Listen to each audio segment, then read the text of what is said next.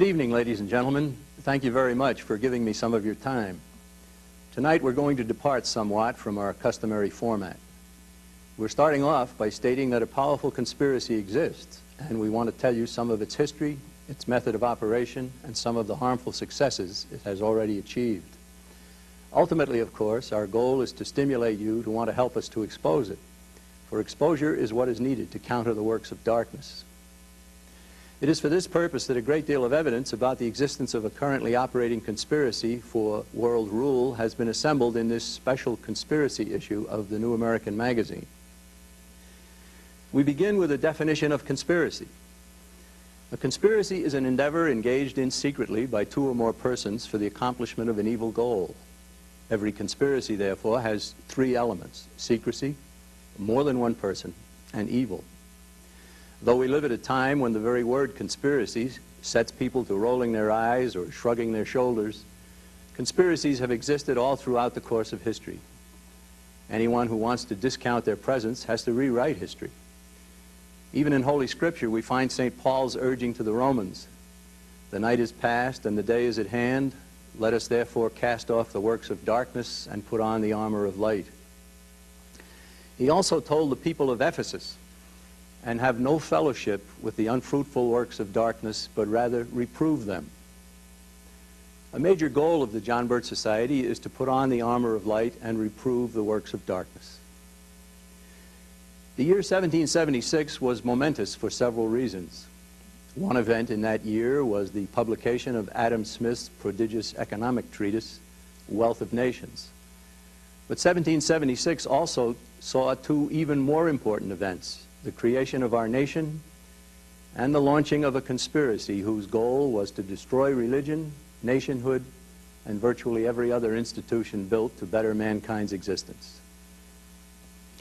The birth of the United States with the Declaration of Independence on July 4, 1776 is well known. But the creation of an Illuminati conspiracy in Bavaria on May 1st of 1776 is largely unknown. The latter, as we shall show, is the complete antithesis of the former. America was built on godly principles. Our founding fathers held that men are endowed by a creator, not by government, with certain unalienable rights, and that the purpose of government is to secure those rights. Government was not to redistribute the wealth, take control of people's lives, or dominate their existence and make them slaves. No. The men who founded this nation believed in what they called self-evident truths, and one of those is that the purpose of government is to safeguard rights to property, speech, assembly, religion, and so much else that Americans take for granted. Government shall not interfere with basic God-given rights, said this nation's founders.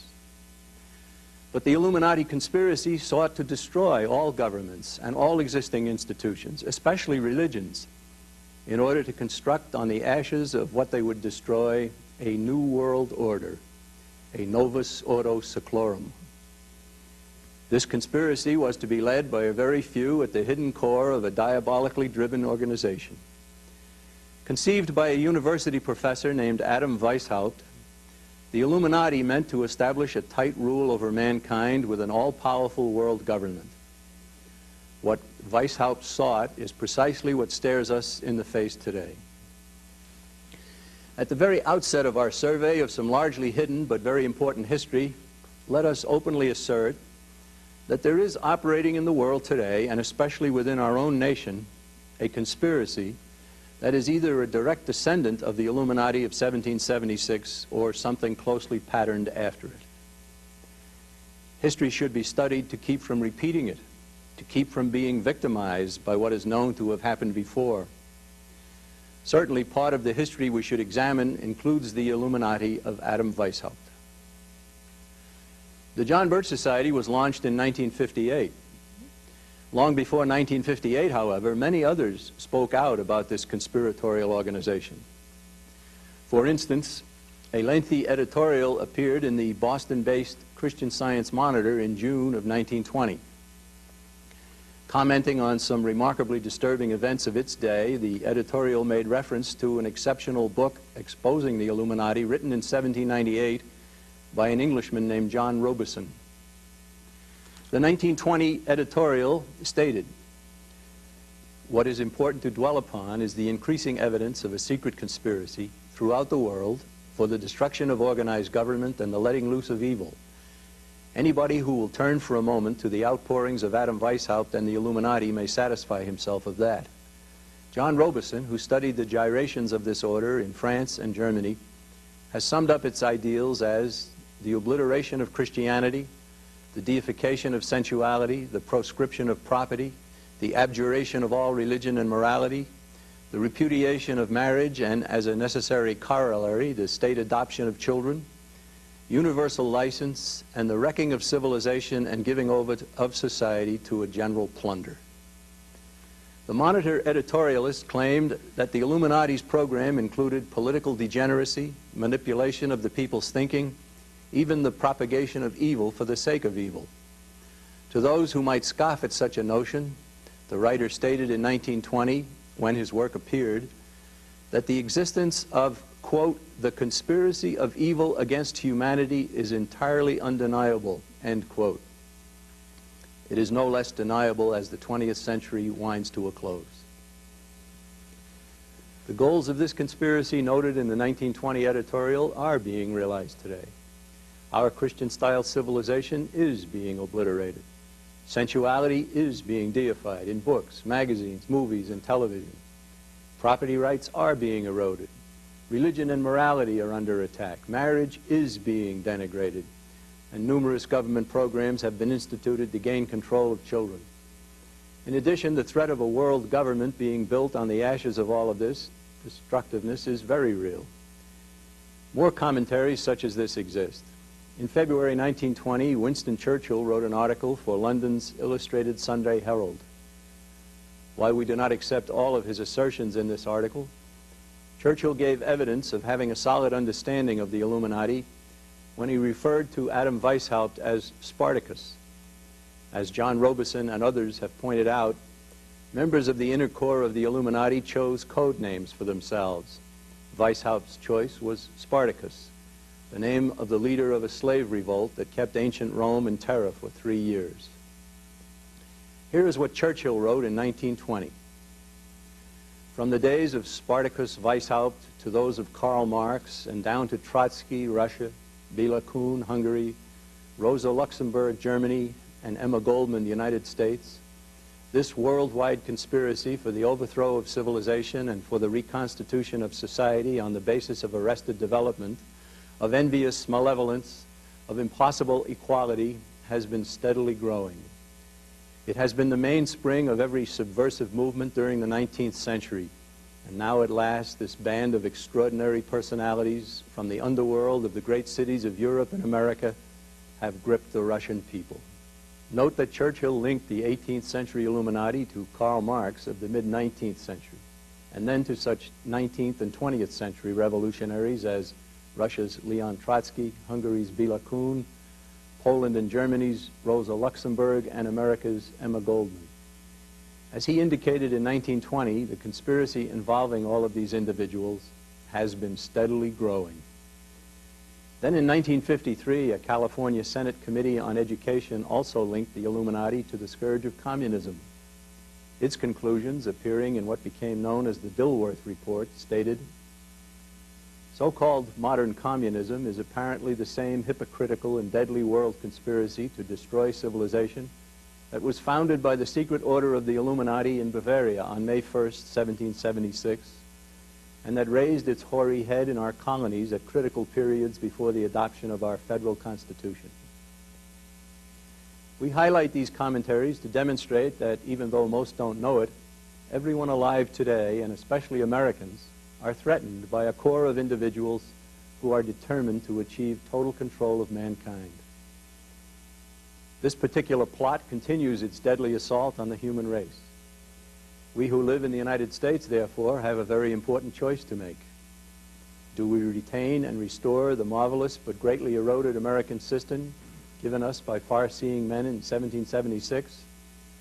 Or do we allow an evil conspiracy formed in 1776 to reach its final goal and take all of mankind into its hellish New World Order? The destination towards which Americans are being taken is not what the people of this nation want. If they can be brought to understand that a conspiracy is tightening its grip, most will take action to expose it, thereby defeating it. This is why we have put these thoughts together. We want Americans informed, because when they are informed, we have no doubt that they will choose the American way. Let us now review some deliberately hidden history. Adam Weishaupt was a brilliant organizer. The 18th century in which he lived had already suffered from the ravages of numerous secret societies. In 1776, Weishaupt created the most formidable of all of them, calling it the Order of the Illuminati, the Enlightened Ones. Built on a system of concentric circles of power, influence, and knowledge of the conspiracy's ultimate goal, he set out to recruit utopian idealists and ambitious schemers into his sect. From these, he selected the most able and cunning and moved them into higher circles of power and knowledge of the Order's long-range plans. His organizational genius enabled him to harness the energies of individuals at every level of his brilliantly conceived structure. The final end of the Illuminati was to rule the world. In order to accomplish this enormous undertaking, Weishaupt set out to destroy all existing institutions. His plan called for overthrowing governments, destroying religion, abolishing private property, replacing morality with sensuality and license, and eventually merging all of mankind under one centrally controlled world government.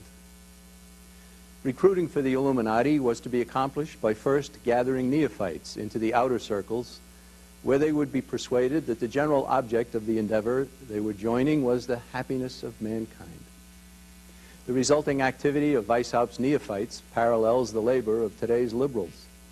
Both were energized to tear down the basis of a healthy society in the mistaken belief that their efforts would benefit their fellow man. Talented, energetic, and ambitious neophytes were noticed and quickly selected for advancement into the next higher circle, where they were referred to as Minervals. Soon, promising Minervals would be told that religion was mere superstition and patriotism narrow-mindedness.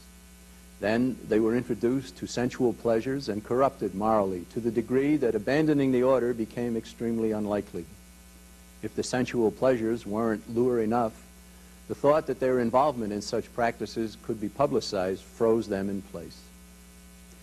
The glorification of sensuality and downgrading of morality had a profound effect on these individuals. The rank of Illuminatist minor was next conferred on those deemed worthy of additional advancement. The elevated recruits were ordered to spy on others in their respective ranks and to report their findings to a superior. All who did so knew full well that someone was reporting on them. All the while, any means to achieve the ends of the order were deemed acceptable, and the conspirators spent great energy recruiting into the various levels of their conspiracy the sons of the very powerful and very wealthy. The next level of conspiratorial acceptance saw the rank of Illuminatus Major conferred on highly regarded candidates. Beyond these levels of conspiratorial advancement remained the ranks of Presbyter, Prince, Magus, and Rex. Fewer and fewer conspirators were welcomed into each higher level. As the Illuminatus Rex, Weishaupt was known only to the highest initiates. He stated, "My circumstances necessitate that I should remain hidden from most of the members as long as I shall live. I am obliged to do everything through 5 or 6 persons. I have 2 immediately below me into whom I breathe my whole spirit, and each of these 2 has again 2 others, and so on. In this way I can set 1,000 men in motion and on fire in the simplest manner, and in this way one must impart orders."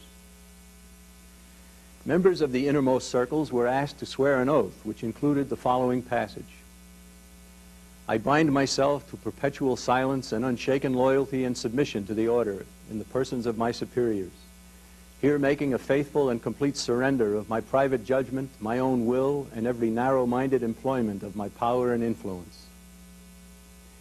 Once into the conspiracy at this level, it was extremely difficult either to retreat or leave altogether. The oath also included a pledge to conduct oneself according to the wishes of the order or submit to, quote, "whatever punishment my superiors shall enjoin," end quote. An Illuminist calling himself Brutus stated in a letter to Weishaupt, the order must possess the power of life or death in consequence of our oath.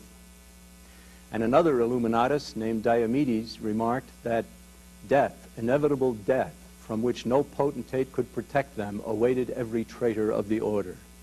It was all quite diabolical. Adam Weishaupt, who organized all of this, was born in 1748 in Ingolstadt, Bavaria. He was educated by the Jesuits at the University of Ingolstadt, where, in 1772, he became the first layman to hold a chair in canon law. His sizable ego brought him problems with the university's authorities. When his resistance to their leadership became fruitless, he turned to Masonry for support for his ways. Before he formed the Illuminati, however, he received no support from them. Already conversant with other secret societies, he formed the Illuminati on May 1st, 1776. This is the date, of course, that has been selected by communists and socialists the world over to celebrate their respective movements. Most of them believe its significance has something to do with a commemoration of Marxism. Hardly any know that May 1st coincides with the founding of Weishaupt's conspiracy in 1776. In 1777, Weishaupt affiliated with the Masonic Lodge in order to take control of it for his purposes. By 1782, at the Masonic Congress held at Wilhelmsbad in Germany, Weishaupt's corps of brilliant conspirators succeeded in taking over French and other continental European Grand Orient lodges. Illuminized Masonry spread like wildfire throughout Germany, Sweden, Russia, Poland, Denmark, Hungary, Austria, and France. In 1784, while traveling in Bavaria, a courier for the Illuminati was struck by lightning and killed. When local authorities found the man's body, they also found documents gravely incriminating the order. Further information about the odious deeds and plans of the Illuminati were gleaned from a 1786 raid on the home of a high-ranking Illuminatus named Zwack. Because of what they had learned of Weishaupt's creation, the Bavarian authorities decreed that recruiting for the Illuminati would henceforth be prohibited under penalty of death. Weishaupt fled north to Gotha, where he ostensibly gave up Illuminism and became reconciled to the Catholic Church. His reconciliation was a ruse, however, and the piety and seeming abandonment of the goals of the order he exhibited only made him more dangerous. During the 1780s, Illuminists in France began plotting a revolution in order to destroy existing stability in that nation. By 1786, Mirabeau, Danton, Marat, Robespierre, Talleyrand, Lafayette, and others set out to overthrow thrones and altars, the monarchy and the church. Such a plan was to be repeated worldwide. Mirabeau organized the Club Breton, which became the Club des Jacobins, the center of Illuminism and Illuminized Freemasonry. And Voltaire, one of the great minds of history who recognized that ideas rule the world and who used his considerable talents for the evil goals of the conspiracy, started a club for propaganda. It became the conspiracy's medium for mass indoctrination in France. When all was ready for revolution, some pretext was needed to get mobs into the streets of Paris. Word was passed to the people that weapons stored at the Bastille prison could be found and used to protect the monarchy from a rumored insurrection supposedly already underway elsewhere in the city. About 1,000 Parisians marched to the soon-to-be famous prison, many believing that they would find large numbers of skeletons, even prisoners chained in the darkest of dungeons. But what really happened, according to Jean-Paul Marat, one of the conspirators, is as far from the accounts given in most history books as could be imagined. Marat wrote, "The mob found a mere 7 inmates living quite comfortably. 4 were forgers, 2 were lunatics who had been mad before they were imprisoned, and 1 was a count who had been jailed for monstrous crimes at the request of his family. In the confusion caused by the mob, the 4 forgers simply melted into the crowd and disappeared. The 2 lunatics were found and placed in a different asylum, and the count was returned to his disappointed relatives. The mob found no captives in chains, no skeletons, no corpses, and none of the horrors it had been led to expect. But during the attack on the Bastille, the prison guards were butchered, along with some of the brave individuals who tried desperately to stop the rioting. This is only a brief glimpse of what actually transpired during the storming of the Bastille, yet the event has been memorialized as a great victory of the people who supposedly rose up against their masters in search of liberté, égalité, and fraternité. Its date, July 14th, continues to this day as a great national holiday in France. A few comments are in order about these three revolutionary goals. Liberty is one thing and license is another.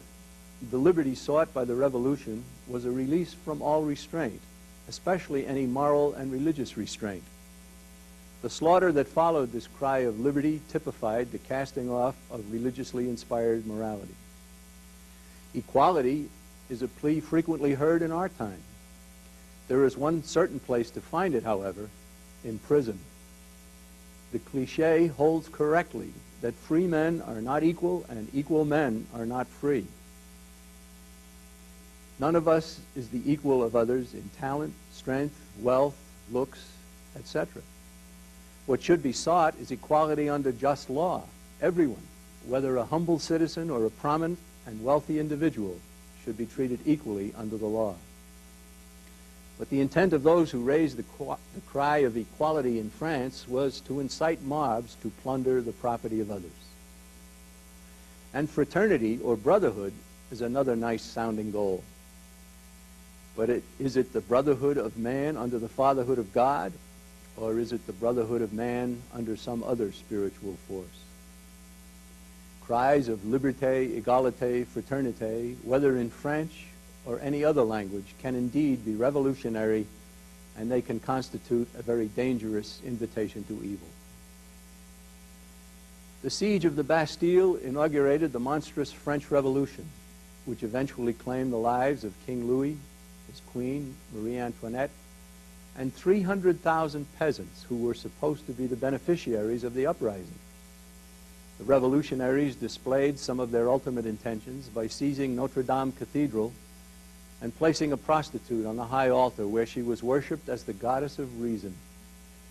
The blood stopped flowing in France only when Napoleon became the nation's dictator. It is sadly true, but perfectly accurate, to state that France has never recovered from the French Revolution. Were there justifiable causes for revolution in 1789 France? The answer is absolutely none, except for conspiratorial design. France was at peace. The French people were in good health.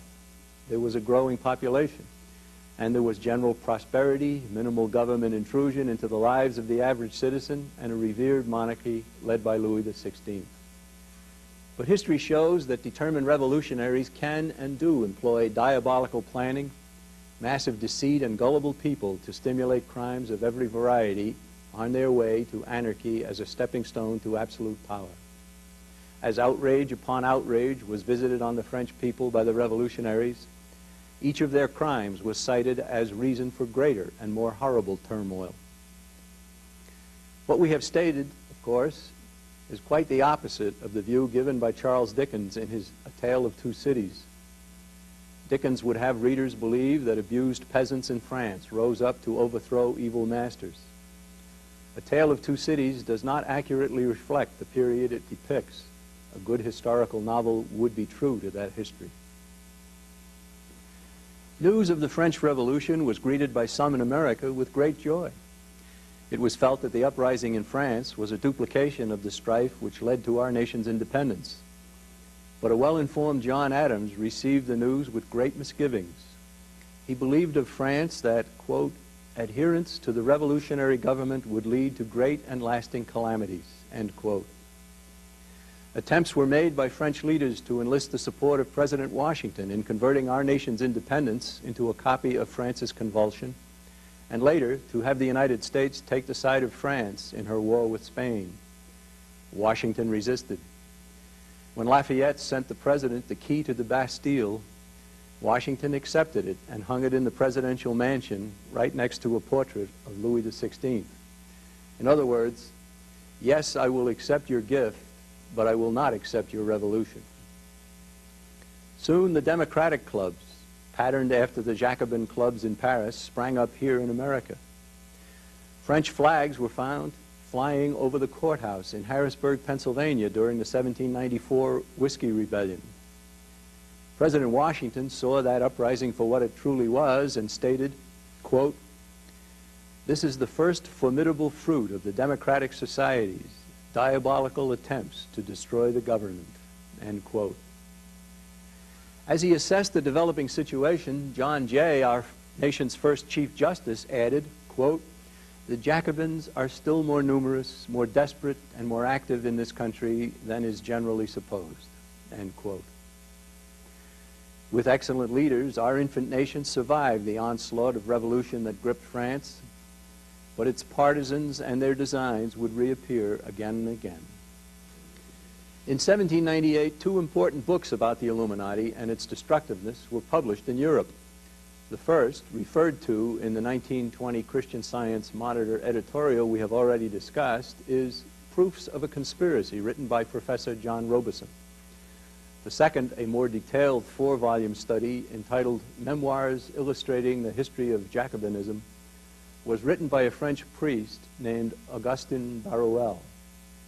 Much of the information we are presenting comes from these two works and others mentioned in this program. Though they worked independently, these two authors were in substantial agreement about the threat to civilization posed by Weishaupt's Illuminati and about the Illuminati's pivotal role in fomenting and carrying out the French Revolution. Robeson's book was promptly brought to America, and Reverend G.W. Snyder of Frederickstown, Maryland, sent a copy to George Washington. During this period, some Illuminist and Grand Orient lodges of Freemasonry had already been established in America. The Blue Lodge and Scottish Rite Freemasonry here in America, however, did not come under the influence of these plotters. After he read John Robeson's book, Washington thanked Reverend Snyder in a letter dated October 24th, 1798. It stated in part, "Reverend Sir, it was not my intention to doubt that the doctrine of the Illuminati had not spread in the United States.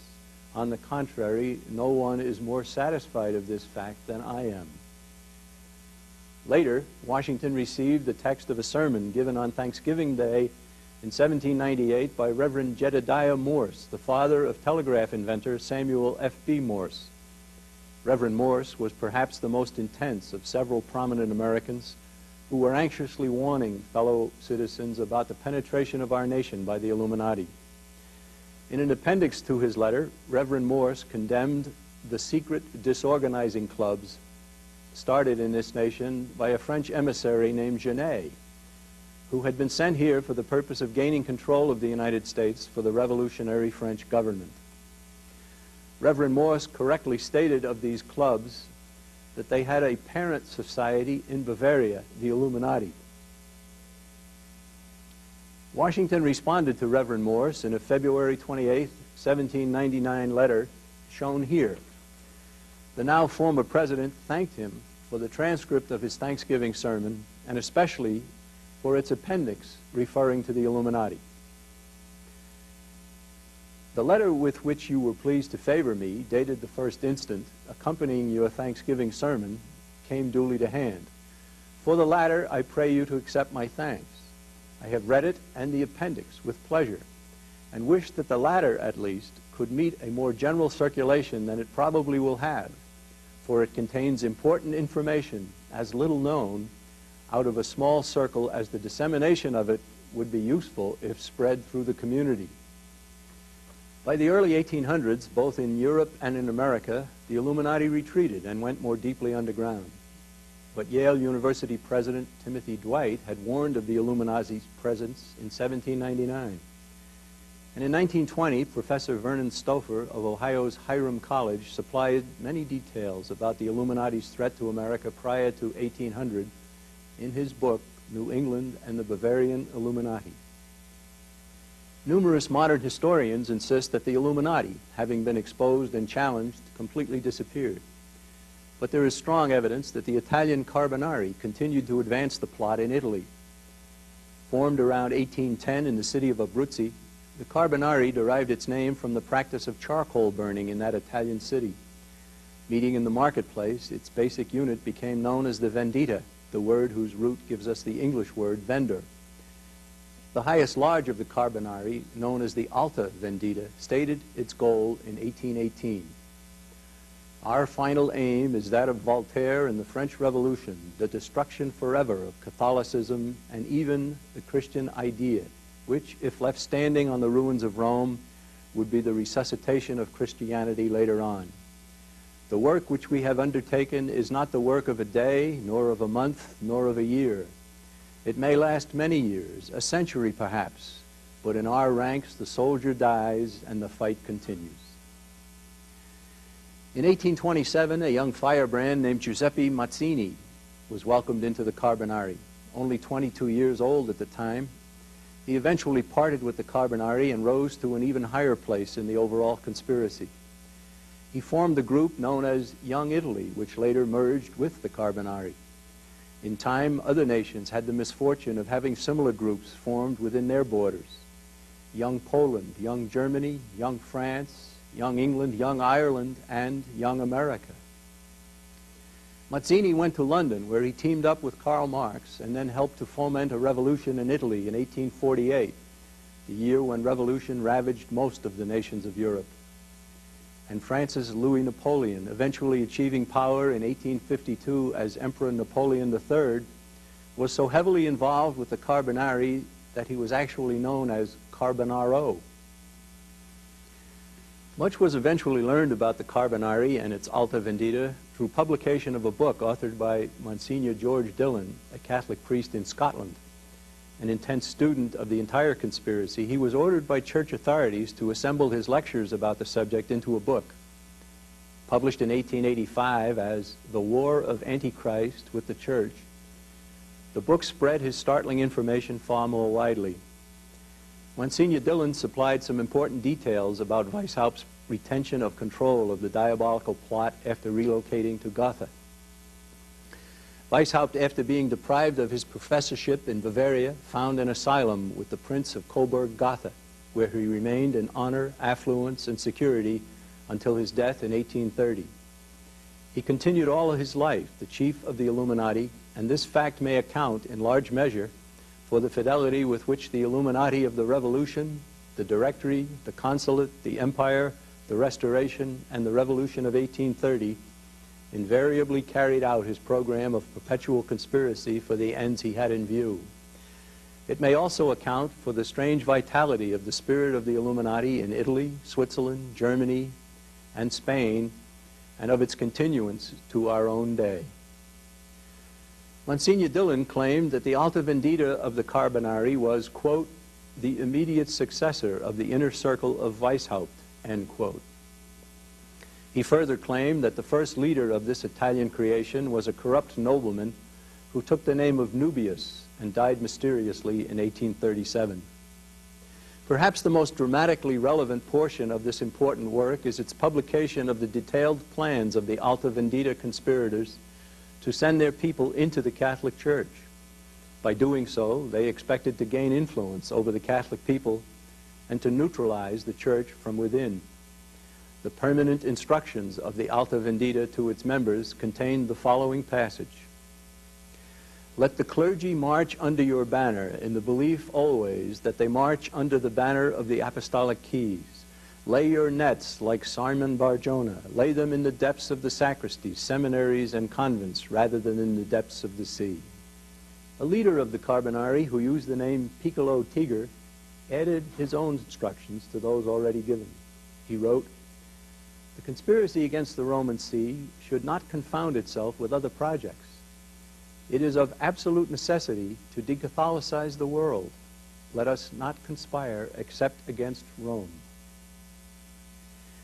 We now come to another important element in the conspiracy's continuation, the creation and rise of communism attributed to Karl Marx and Friedrich Engels. Marx was born in 1818 to a middle-class German family. He went to the University of Bonn, where he distinguished himself by being expelled for drunkenness. He would have been right at home in many American universities. He moved to England, where the Industrial Revolution had lured many citizens from the rural areas into the cities. because there were more job seekers than jobs, conspirators exploited the ensuing unrest. Marx teamed up with another aspiring revolutionary named Engels, and the two became deeply involved in subverting the existing order. Spouting the revolutionary ideas of Voltaire and Jean-Jacques Rousseau, the two philosophical heroes of the French Revolution, they developed a reputation as willing servants of conspiratorial planners. Marx and Engels eventually affiliated with the German branch of the League of the Just, a nice-sounding name for a group that later changed its name to the Communist League. Rooted in secrecy and subversion, the League of the Just, which had established branches in most European nations, set out to unite the continent's various socialist factions under a common manifesto. Its members sought to spread the plague of socialism and communism throughout Europe. Their goals coincided completely with those of the Illuminati, and it is believed by some historians that the League of the Just was an outgrowth of the Illuminati of 1776. The task of writing the desired unifying document for Europe's socialists fell to Marx and Engels. Unabashed plagiarists, they took the work of another socialist named Blanc and used it as a basis for their own creation, the Communist Manifesto. It is noteworthy that the manifesto's first edition didn't even carry the names of Marx and Engels. Actually, they were relatively minor players in a much larger and more sinister production. Here is a copy of the title page of the manifesto's first edition, which mentioned neither of its authors. It was later decided by the conspiratorial elite, in keeping with a practice both before and after Marx, to glorify him as one of history's great thinkers. He was instead one of its great haters. Our John Birch Society edition of the Communist Manifesto carries an additional preface written by Engels in 1888, the 40th anniversary of the document. In it, Engels stated that he and Marx had thought at first to label the document the Socialist Manifesto, but didn't do so for two reasons.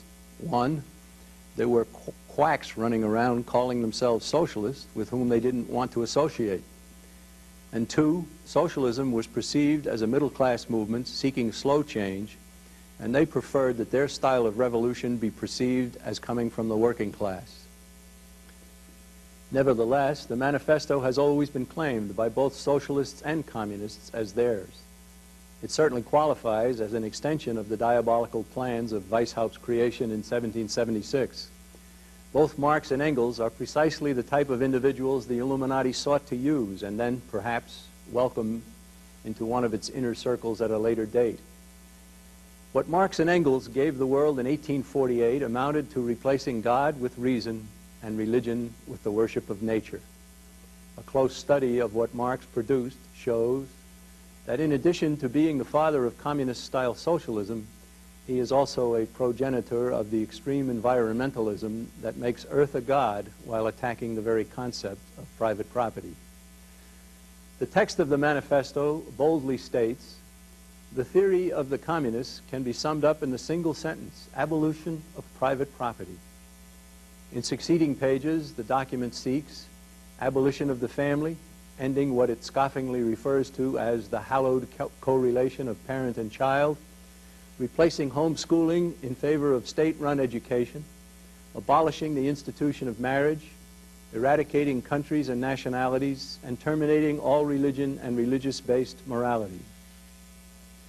All of these goals of Marx are being implemented in our nation and elsewhere. The manifesto then lists its famous 10 planks, all of which have been partially or completely fashioned on our nation in the 20th century. To take total control of a nation, Marx called for land controls, a graduated income tax, abolition of the rights of inheritance, centralization of credit and banking, which has been accomplished via the Federal Reserve, even supposedly free education in government-run schools. It ought to be obvious to anyone that our nation is being made over into a Marxist state. Americans who have been persuaded to favor the various elements of Karl Marx's program aren't necessarily determined communists or socialists, but they have been infected with communist and socialist thinking, oftentimes without even realizing it. And though only a few of our legislators and government officials have ever been communist or socialist conspirators, many are the go-along to get-along types who will do anything to retain their exalted positions. A conspiracy counts on using the energies and talents of such individuals. This is how a conspiracy can accomplish its goals with so few actual conspirators. The revolutionary program compiled by Marx and Engels soon infected most of Europe, and our nation was certainly not spared. The conspiracy that had spawned communism and socialism also gave rise to nihilism, anarchism, syndicalism, and other isms, all of which ultimately lead to power over all in the hands of a very few. As in other countries, groups advocating socialism, communism, nihilism, and anarchy were formed here in America. Following the lead of the Illuminati, many sought to tear down the existing order prior to seizing power. In 1886, a remarkable and horrifying incident occurred at the famous Haymarket Square in Chicago. Revolutionaries had made a practice of congregating in the square to recruit and to preach their poison to the crowds. The authorities knew that some of these characters were dangerous, so there were always plenty of police officers on hand. On a particular day in 1886, revolutionaries took stations at the outer edge of the crowd, and on a given signal, they opened fire on and hurled hidden bombs at the police. 7 policemen were killed and 68 were injured, some so seriously that they were never able to work again. Captain Michael Shack of the Chicago Police Force investigated the incident and spent the next 3 years learning what had really transpired. In 1889, his monumental book, Anarchy and Anarchists, concluded that the incident was a step in a carefully orchestrated worldwide plan. He wrote, "In London, there are all the factors for the most dangerous mob the world can produce. In France, the Commune is stronger than ever it was, and the Red Terror may appear with every turn of the whirligig of politics. In Spain and Italy, the socialists are busy, while in Germany and in Russia, a crisis is at hand. Let none mistake either the purpose or the devotion of these fanatics, nor their growing strength. This is a methodic, not a haphazard conspiracy. The ferment in Russia is controlled by the same heads and the same hands as the activity in Chicago. There is a cold-blooded, calculating purpose behind this revolt, manipulating every part of it the world over to a common and ruinous end."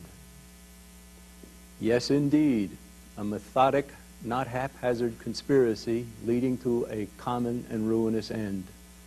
Captain Shack's book is important testimony about the existence of a worldwide conspiracy, even here in America, for the establishment of total power. The conspiracy didn't die when Weishaupt went to meet his maker, nor did it die when Marx passed away. And it has not faded away during our times. Rather, it is terribly more powerful and well-entrenched as its top leaders move closer and closer to the realization of their dreadful goals. Returning to the editorial appearing in the Christian Science Monitor in June 1920, we see the following. "For it was the naked theory of Adam Weishaupt that no scruple was to be permitted to be taken at any evil which would make for the advantage of the order, since the order itself was superior to every other consideration. It was this theory, more than any other one thing, which brought about the recent World War."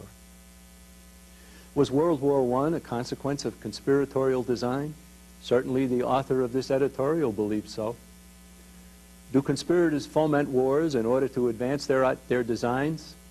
That's almost like asking if the sun will rise in the east tomorrow morning. Of course they do. Anything that will further the goals of the conspiracy is permitted and encouraged.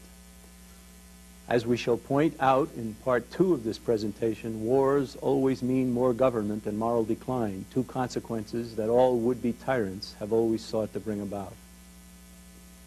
Additional evidence of the continuity of conspiratorial design from Weishaupt to the present appeared in 1980 with the publication of James H. Billington's study entitled Fire in the Minds of Men. Billington, a well-connected scholar who taught at both Harvard and Princeton, eventually rose to become the Librarian of Congress. His book, subtitled Origins of the Revolutionary Faith, traces revolutionary activity from the 18th to the 20th century. Billington discussed the importance to conspiratorial continuity of Filippo Buonarroti, who left Italy for France in 1792, brought his knowledge of Illuminism to Switzerland, and eventually collaborated with Mazzini in forming Young Italy. Buonarroti's goal, according to Billington, was the creation by force of a new secular order. And his organizational plan, said Billington, was simply lifted from the Bavarian order of Illuminists. Billington also stated that it is from Bavarian Illuminism that the modern revolutionary tradition has arisen. Billington made note of the placement on our nation's great seal of occult symbols. He pointed to the contrast existing between the balanced complexity of the new American Federation and the occult simplicity of its great seal, an all-seeing eye atop a pyramid over the words Novus Ordo Seclorum. The reverse of our nation's great seal, which has been seen on the $1 bill since 1935, has been the symbol of occultists and revolutionaries for more than 200 years. It was incorporated into the Great Seal in 1782. Revolutionary thinking surely played a role in putting an occult mark on our nation only 6 years after it was born. Generally, the reverse of the seal had been little known, and because of its occult significance, was ill-regarded by those who did know of its existence. There is a small chapel in the U.S. Capitol, however, and its stained glass windows show both sides of the Great Seal. Then in 1935, Secretary of Agriculture Henry Wallace persuaded Secretary of the Treasury Henry Morgenthau to place the Great Seal on the back of the $1 bill. According to Arthur Schlesinger, Jr., Wallace informed Morgenthau that Novus Ordo Seclorum meant New Deal. Obviously, Morgenthau didn't know any Latin. Novus Ordo Seclorum translates literally to New Order of the Ages and freely to New World Order. But Schlesinger also stated that for many years Morgenthau had to defend himself from charges that he was mixed up with the occult and the secret societies.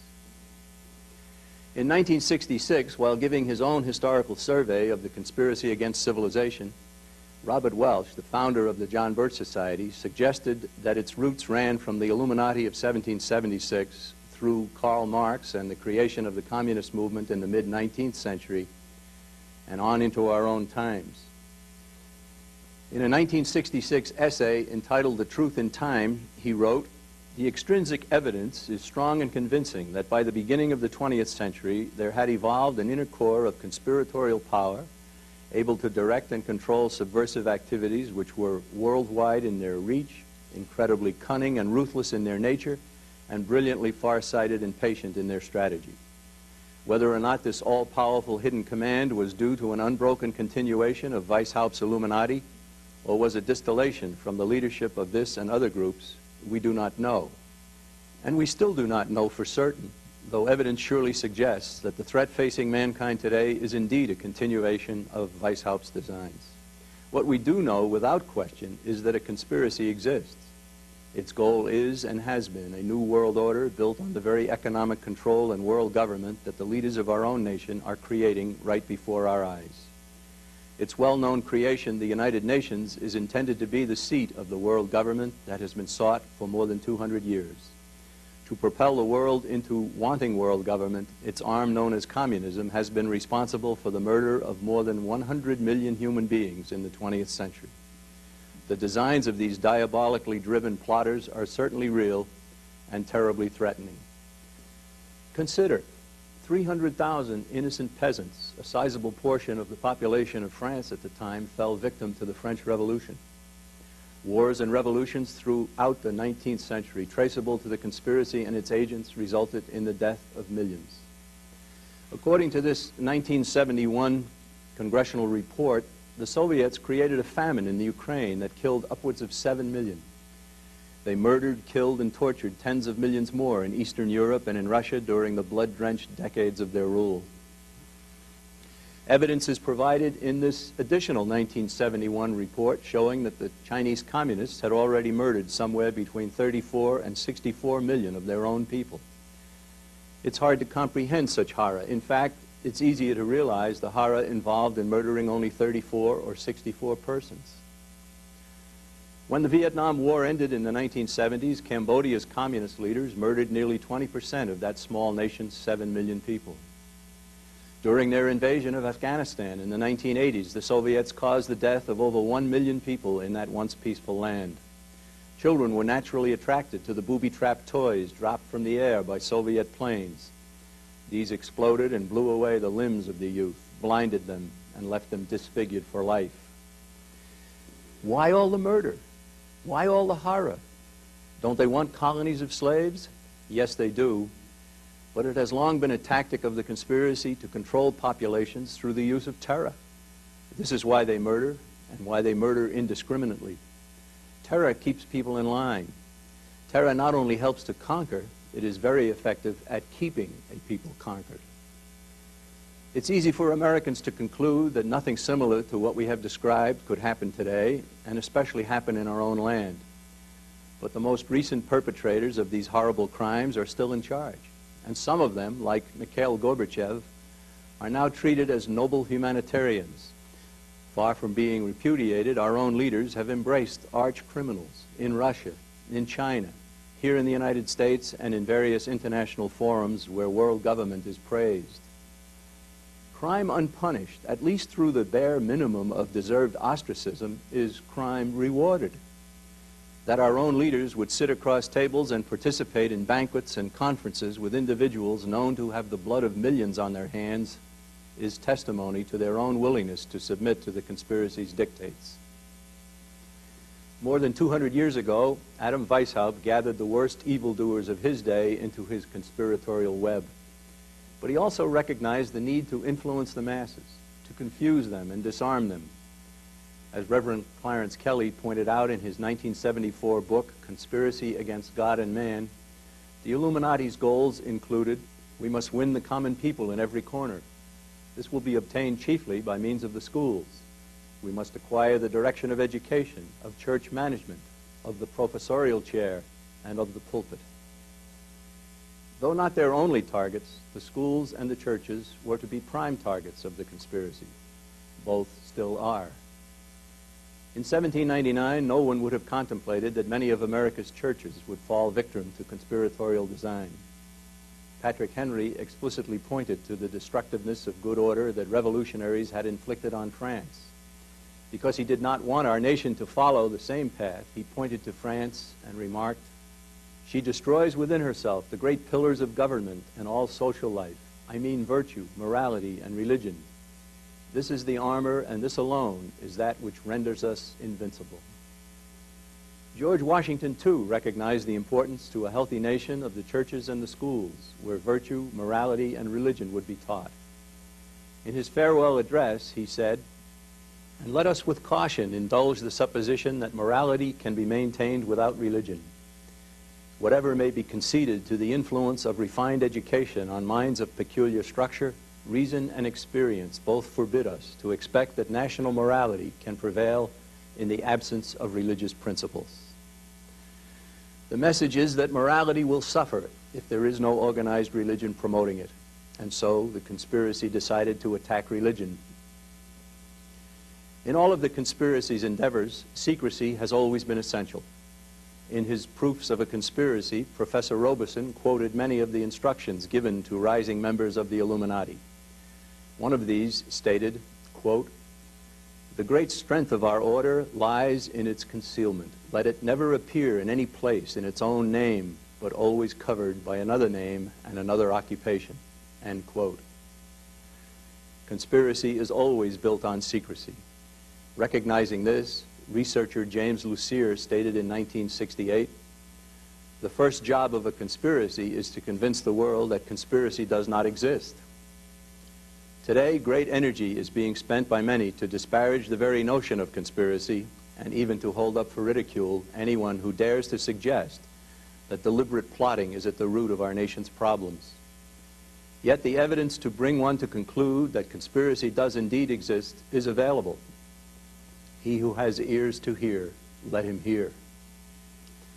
Robert Welch frequently offered his belief that all that has ever been needed to break the back of any conspiracy is exposure.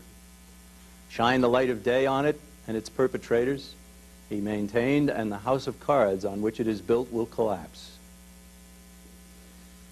As we have sought to show ever so fleetingly, the forces of evil throughout history have always been organized, but the forces of good have not. As a consequence, good people have been left unprepared to defend themselves from manipulation and treachery. Certainly, it's about time for good people to organize, for good people to work in concert to oppose the steady drive of our nation and ourselves into slavery. This is the purpose of the John Birch Society. Our organization is something new in history. It must not fail for lack of willing hands and noble hearts. In part 2 of this presentation, we will focus on what the conspiracy is doing to America in our lifetime, in the schools, the churches, the government, and much more. But the question before us remains, which way, America? Will it be the Declaration of Independence and an era of less government, more responsibility, and with God's help, a better world? Or will it be the New World Order created by a criminal conspiracy bent on making slaves of the human race? The choice is not just mine to make, it is yours as well.